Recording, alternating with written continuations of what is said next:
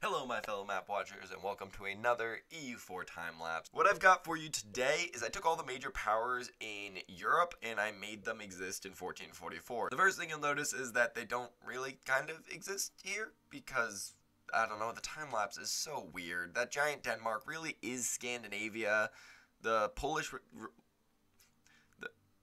the giant Caramon really is rum. They at least do have the color. For that, let's take a look and see which of these major powers is going to be the one that comes out on top. Early on, not a whole lot of movement in Europe. One of the things that I'm a little bit worried about is that if we have all of these major powers and any of them ally with one another, we're going to run into a situation where they're not going to want to go to war with each other due to the just system of alliances, the web of alliances. We're either going to have massive wars or a lot of peace because it's going to be really hard for these countries to conquer one another. We do have early movement with Russia taking out a chunk of Scandinavia. Big surprise there, Russia invading their neighbors. As well as France appears to be attempting to unify the French region. Ooh, but they just had a huge chunk of southern France just completely taken from them. Italy appears to be moving into the Baltic region, sort of one of the only regions in Europe that doesn't have a major power there, while also consolidating the islands there, taking Sicily and Corsica. The Mamluks are expanding. Did they push into Rum? No, it looked like for a second there that they had pushed into Rum, but they have not.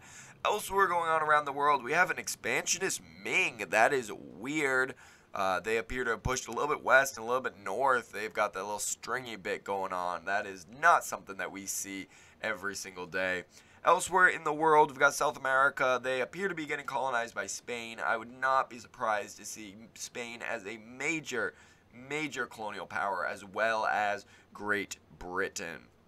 The Mamluks are pushing into Rum. That is surprising, giving, Rum everything that they needed at the beginning, and they are just getting stomped by the Mamluks, while the Italians decided to go straight up Roman, and they're fighting the Punic Wars right now. They're continuing to take Tunisia and basically reforming that early Roman Republic.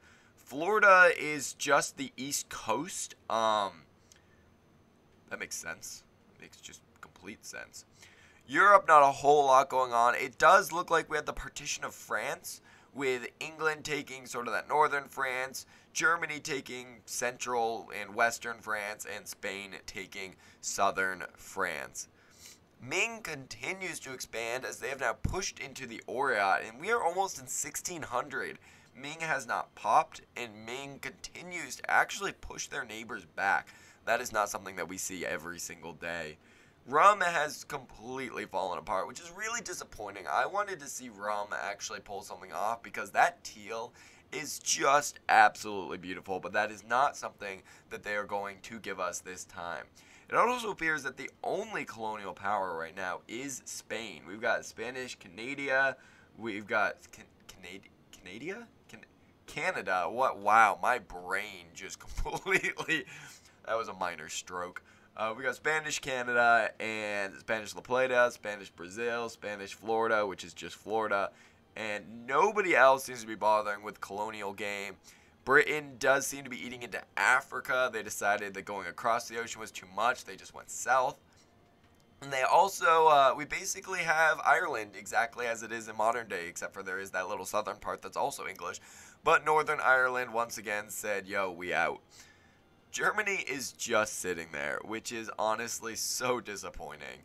They started as the most powerful power in Europe and just decided to do absolutely nothing with it.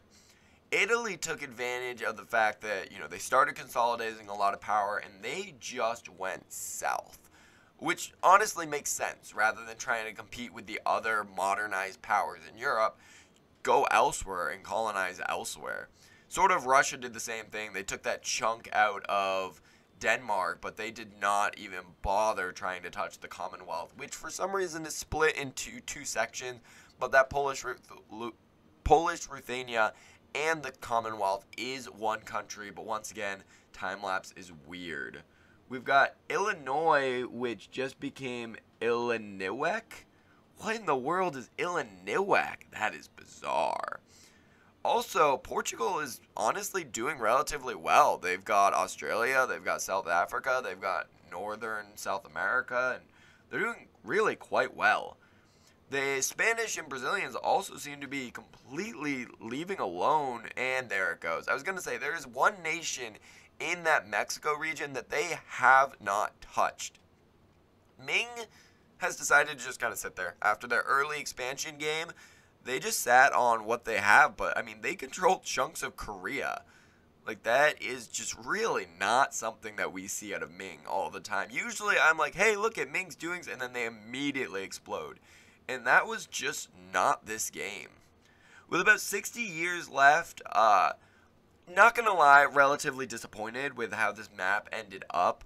I wanted to see more conflict in Europe, but it's just something we weren't going to get. Italy decided to go Roman Empire. They've got Greece and Asia Minor, but they did not, the European powers did not touch each other.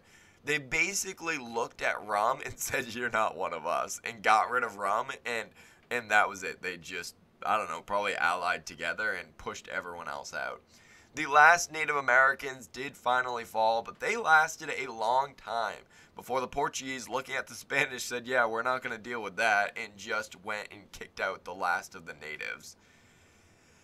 And that is going to bring us to the end of this time lapse, and British Southern Africa is like the only thing that happened. Even the Mamluks still exist. Russia's sort of, something just popped out of Russia. We will take a look at that when we go and look at things a little deeper, but man, not much happened. The European boundaries barely changed outside of France getting conquered. Kind of. I think France is an OPM, and they're not in a personal union. They are protected by Great Britain and the Netherlands while being allied to Italy and Hungary. Yeah, I can understand why Germany didn't take that last chunk of France out. It would pull them into World War III if they decided to take that. Goodness. Of course, the Commonwealth became a subject of Hungary. The Great Horde decided at the very end that they wanted to play again. My goodness, this mess of Russia, Jinzhou, Korea, Ming, and Cochin is just awful. I love that Spanish Mexico is, that makes sense. That's Portugal's colonial nation in Mexico. And then there's that little bit of Caribbean, which is Portugal's colonial nation in the Caribbean, but it's also in, Texas. We're all doomed. I gotta do a time lapse where we buff the Lake Victoria nations because they are always just sitting here. People leave them alone and they don't do anything. India surprises me. Not much happened here, at all. There's still a lot of the nations exist. Nobody really unified it. Not much. Culturally, there's a lot of Portuguese. We've got some Spanish pushed around. I'm a big fan of that little slip of Dutch on the coast of Africa. Religiously, the world is very Catholic. That will happen when you buff a bunch of Catholic nations. They even completely swapped the Greek Asia Minor region there. That is impressive. I'm also a big fan of sort of Anglican Africa. And it's still Mayan and Totemist over in the New World. They didn't even bother, we're not bringing them religion and culture and civilization. It's just civilization. I don't even think they did much culture swapping. Dynastically, it's the Musats and the von Hohenzollern. Musats are Hungary, the Commonwealth, and England, while the von Hohenzollerns are Russia and Germany. Those are some pretty powerful dynasties. As far as development goes, unsurprisingly, Europe is pretty well developed. There is one part about this that I am an absolute huge fan of, and it is that random, super developed province in the middle of Russian wasteland.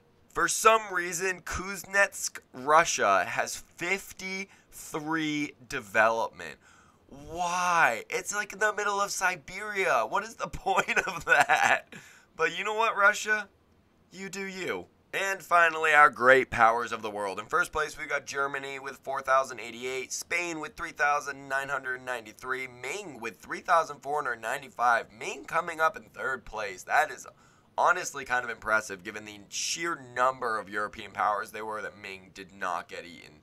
Italy with 3,055, Great Britain with 2,853, Russia with 2,511, Portugal with 2,461, and Bengal bringing up the rear with 1,918. And with that, thank you guys so much for watching. Do make sure to hit that like button, smash that like button, smash that subscribe button, hit it repeatedly. It really doesn't do anything besides unsubscribe and rescribe and unsubscribe and rescribe, so actually just hit it once. I'd appreciate that. If you're curious when these videos are going to come out because of the fact that there might be a delay like there was with me being sick last week, do make sure to check out the Discord. I do have plans for a video to come out next week as well, so check out the Discord if you want any updates with that. And thank you guys so much for watching. I'll see you guys next time. Wreath out.